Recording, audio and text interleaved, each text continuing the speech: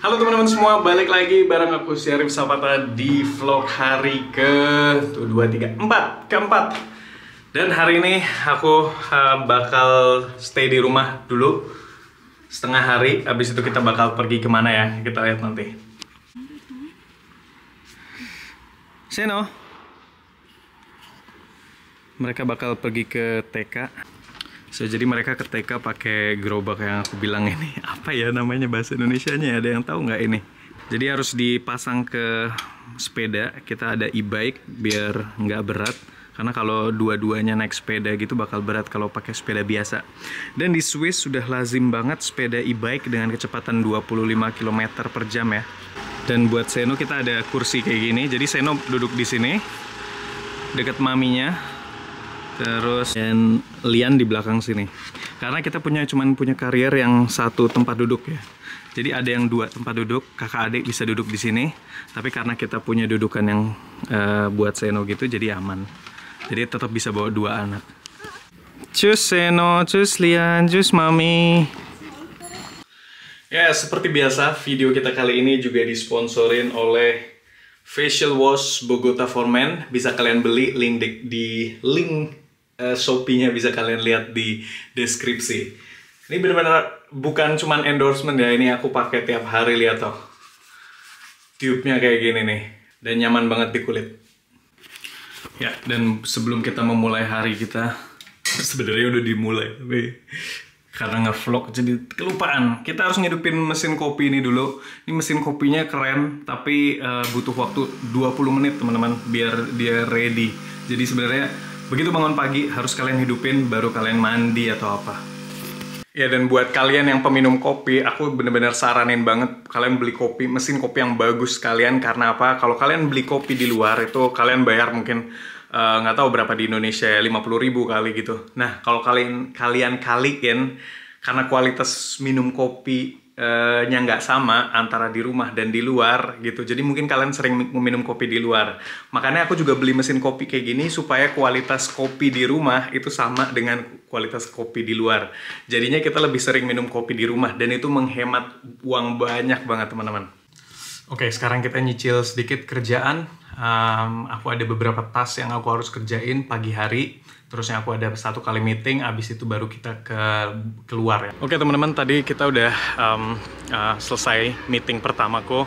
Dan sekarang aku bakal ke cafe. Ya, ya akhirnya suasana di Basel juga udah cerah lagi. Lihat tuh, matahari udah cukup bersinar terang. Seru banget. Soalnya udah 2 hari yang lalu hujan terus ya di sini.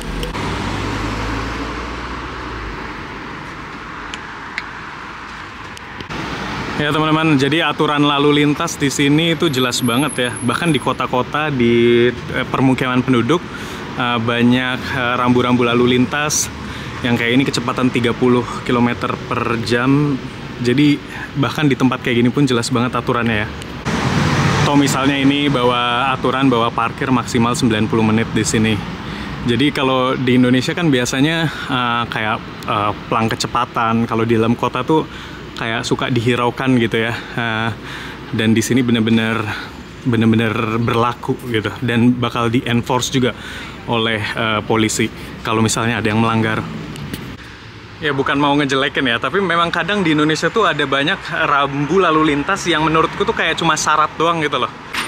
Nah kalau di sini kan kayak bener-bener zebra cross itu bener-bener sesuai apa ya, mobil pasti berhenti kalau misalnya kita lewat zebra cross. Kecuali mobil taksi tadi memang dia udah masih banyak tempat ya. Tapi rata-rata berhenti kalau misalnya kita jalan.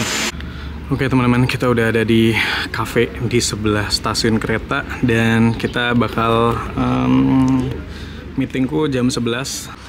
Jadi aku kerja di luar itu kadang nggak selalu kerja di luar ya. Nggak semua, aku tergantung konsentrasi yang aku butuhin. Jadi kayak hari ini aku cuma ada satu tugas yang butuh konsentrasi penuh. Setelah itu sisanya aku harus training jadi kayak apa ya, belajar teknologi baru gitu. Dan untuk itu aku sebenarnya bisa lakuin di mana aja, dan aku cari tempat yang bener-bener paling nyaman buat aku karena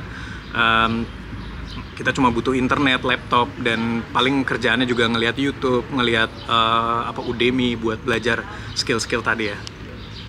ya walaupun kerja di luar, tapi karena pakai Zoom itu kan ada filternya ya. Ada filternya, jadi tetap kelihatan backgroundnya tuh tetap seolah-olah kita di kantor. So, meetingnya udah selesai. Yuk kita lanjut jalan, kita ke stasiun. Stasiunnya cuma depan situ aja.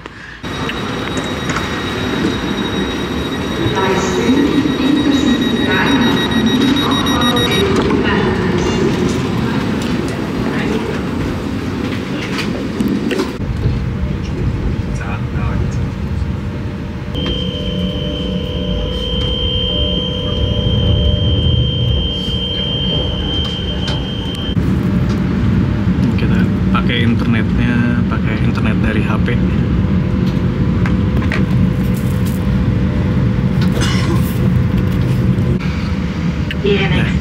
Udah mau nyampe teman-teman.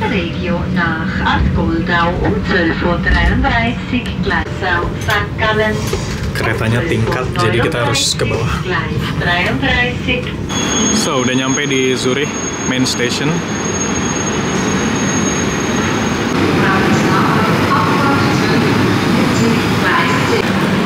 Main station Zurich udah kayak bandara ya teman-teman ya.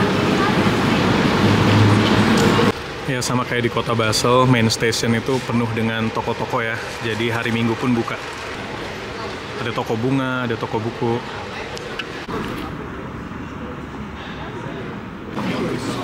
Ya teman-teman, kita makan siang dulu ya. Ini menunya dan itu harga-harganya teman-teman. Ini sekali makan menu pakai minum gini 21 franc itu berarti mungkin 350 lebih, hampir 400.000. Dan selain itu juga rupiah lagi melemah banget sekarang. Kalau nggak salah aku lihat di Google udah 17.300 rupiah satu Swiss franc-nya, dan itu udah tinggi banget sih. Jadi harga liburan kalian ke Swiss itu jadi lebih mahal 1.000 rupiah per Swiss franc-nya. Tuh guys, ini pergerakan rupiah terhadap Swiss franc kan terhadap rupiah. Lihat tuh, ini dari awal tahun masih di bawah 16.000, terus sekarang udah 17.300, dan ini kerasa banget buat turis-turis Indonesia. Aku juga di Guide Santai, kalau kita ngasih harga juga jadi apa ya? Jadi kerasa lebih mahal gitu. Padahal kita nggak bisa ngapa-ngapain karena memang harga rupiah melemah ya. Tapi guys, semahal-mahalnya Swiss franc atau selemah-lemahnya rupiah, itu tetap aja banyak banget turis Indonesia yang ke Swiss ya. Kadang suka kaget sih, maksudnya kita nggak ngalamin penurunan yang super drastis turis Indonesia ke Swiss. Kita tetap bisa ketemu orang Indonesia, banyak banget turis Indonesia di daerah-daerah wisata di Swiss ya, di pegunungan ya. Dan tau nggak, rata-rata tamu Guide Santai itu, jadi kalau teman-teman belum tahu, aku punya usaha travel namanya Guide Santai. Kalian bisa cek di Instagram ya, Guide Santai. Dan tamu-tamu kita itu rata-rata pengusaha guys. Jadi yang pegawai itu cuman sampai sekarang paling cuma 2-3 per tahunnya, dan nggak banyak. Dan kalaupun pegawai itu rata-rata dokter guys. Jadi bener-bener dokter atau lawyer. Sisanya itu pengusaha. So ini dia makan siang kita, burger sama fries. Oke teman-teman, kita makan dulu. Udah selesai guys. Dan biasanya di Swiss, restoran-restoran kayak gini itu kalian harus bersihin sendiri ya.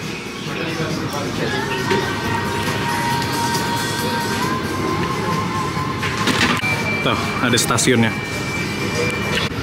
Udah selesai makan siang, sekarang kita nyari tempat yang enak buat ngopi sambil kerja ya. Nah ini di Zurich guys, dan kelihatan lebih rame kan daripada di Basel. Tapi yang nggak serame Jakarta ya. Ada gang kecil nih yang menarik nih di tengah-tengah kota Zurich. Kayak nggak ada orang di sini. Dan ini tangga buat kucing teman-teman. Masuk ke apartemen situ. Jadi kucingnya bisa turun. Ya teman-teman, untuk masalah makanan itu di Swiss sendiri, pengalamanku itu nggak mudah cari makanan yang halal, yang bersertifikasi halal ya. Jadi rata-rata tamu-tamu Guide Santai itu kita kasih opsi kalau mau strictly yakin betul halal, itu mereka masak sendiri, terusnya bawa bekal ketika mereka jalan-jalan. Tapi kalau mereka mungkin agak longgar, biasanya kita kasih ke, atau sebentar, kalau yang bener-bener halal tapi nggak ada sertifikasi, itu biasanya restoran Turki, restoran Arab, gitu-gitu ya. Mereka nggak ada sertifikasinya, tapi biasanya halal, walaupun nah ini nggak tahu nih, mesti tanya yang expert juga. Banyak juga toko-toko Turki, toko-toko restoran Arab gitu yang mereka tetap jualan minuman beralkohol ya di restorannya. Nah, apakah terus lantas restoran tersebut jadi nggak halal, itu aku nggak tahu ya. Kalian yang lebih tahu lah daripada aku.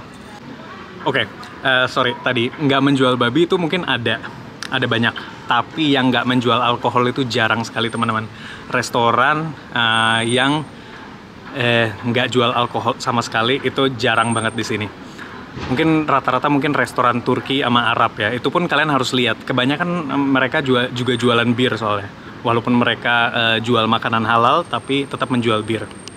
Ya, akhirnya nemuin tempat bagus buat meeting sebentar. Kita pesan kopi, terusnya, dan lokasinya enak banget nih. Padahal di tengah-tengah kota Zurich ya. Agak tersembunyi tempatnya. Kita cobain ya. Tuh.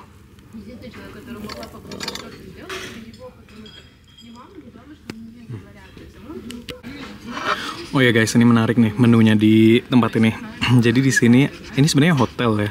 Di belakangnya ada garden gitu. Dan ini menunya ada sate. Sate harganya 21 Swiss franc atau lebih dari 400.000. Dan aku yakin ini cuma 2 atau 3 tusuk isinya guys. Mahal banget kalau dirupiahin. Kalau di sini ya masih wajar lah. Ya, ini bagian dari Zurich Old Town, bagus ya.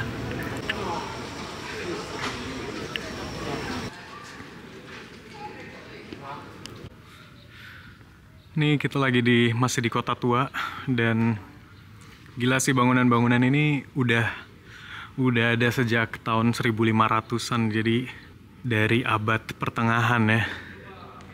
Ini kelihatan kayak belum tua banget. Di gang kecil kayak gini ada cafe di dalamnya, bagus ya. Ya, di kota tua di Zurich ini banyak kayak butik-butik, salah satunya ini butik buat baju nikah. Kalau kalian mau kesini, kalau dana nggak terbatas sih sebenarnya Zurich ini surga banget ya, banyak banget pilihan. Tapi suasana kehidupan di sini memang beda banget sih dibandingin di kota Basel misalnya. Di sini di kota tua di tengah kota Zurich ini kerasa banget kayak lebih berkelas gitu. Orang-orangnya kayaknya ekonominya juga jauh lebih tinggi dibandingin di kota lain di Swiss. Ya teman-teman, jadi kuis buat hari ini kalian bisa urutin kota-kota terbesar di Swiss ya. Jadi mungkin kalian bisa cek di Wikipedia atau apa, kota terbesar yang urutannya dari segi populasinya ya, dari populasi yang tertinggi sampai 3 terbesar lah, 3 kota di Swiss dengan populasi terbesar. Ya, tiba-tiba kita udah tadi jalan di kota tua dan ternyata udah deket banget sama sungainya ya. Ya, jadi Zurich ini memang buat kalian yang suka belanja dan punya dana yang cukup. Itu di sini banyak banget pilihan butik-butik kecil yang punya jualan barang-barang yang unik, yang bagus, yang berkualitas ya. Jadi kalau buat kalian yang nggak selalu ngelihat merek, karena kalau kalian nyari merek-merek LV, Hermes gitu-gitu, mungkin ada tempat-tempat lain yang bisa kalian temuin ya barang-barang tersebut. Tapi kalau kalian nyari butik-butik kecil dengan barang-barang yang bagus, berkualitas, dan menarik, dan mungkin nggak begitu terkenal banget tapi bagus kualitasnya, nah di Zurich ini. Tapi ya itu, harganya ya harga Swiss ya, jadi cukup mahal. Ya, dan kita ini udah di sebelah sungai Limmat, sungai yang bersih sekali. Tuh lihat angsa, yang bersih banget danaunya, sungainya. Oke, sekarang waktunya bacain komentar. Ini ada dari Sonya Clara, pernah mengalami sendiri waktu liburan di Jerman. Mungkin belum banyak orang yang tahu gimana ribetnya punya mobil di Eropa. Ya emang bener ribet banget punya mobil di sini. Dan cari parkir itu susah, cari parkir yang gratis susah, dan nggak praktis gitu ya menurut dia ya. Ya emang bener banget sih, punya mobil di kota besar kayak di Zurich, kayak di Basel, itu memang nggak praktis sebenarnya ya. Jadi apalagi kalau kalian punya mobil besar, SUV gitu, cari parkirnya susah. Di dalam kota mereka lebih pakai sepeda, pakai transportasi umum. Terus kalau mereka liburan kemana baru mereka pakai mobilnya. Jadi kebanyakan memang mobilnya rata-rata di parkiran aja gitu ya. Dari Denny, dulu kekeh tidak mau beli mobil, sekarang sudah punya mobil, ya disesuaikan sama kebutuhan. Ya, jadi sebenarnya aku beli mobil itu utamanya bukan untuk dipakai pribadi ya. Jadi kita beli mobilku mobil van, mobil Mercy van yang ada 8 seater, dan itu utamanya buat guide santai. Aku punya 2 mobil van seperti itu, dan memang tujuannya bukan buat pribadi tapi buat usaha. Tapi aku memang juga kadang pakai pribadi seandainya memang kalau pas lagi nggak ada tour, nggak ada tamu ya, lagi guide santai, lagi sepi, dan itu aku pakai mobilnya buat pribadi juga. Karena memang lebih praktis kalau kalian punya anak kecil, kalian mau kemana-mana ke tempat yang mungkin sulit dijangkau pakai public transport ya, dan praktis juga. Tapi kita pakai mobil paling cuman 2 kali sebulan, jadi nggak bener-bener nggak tiap hari. Jadi di depan gereja Fraumünster ini ada lapangan besar yang orang lokal Zurich juga banyak nongkrong di sini ya, minum kopi atau nyantai-nyantai, karena memang lokasinya asik banget buat nongkrong, apalagi kalau musim panas kayak gini ya.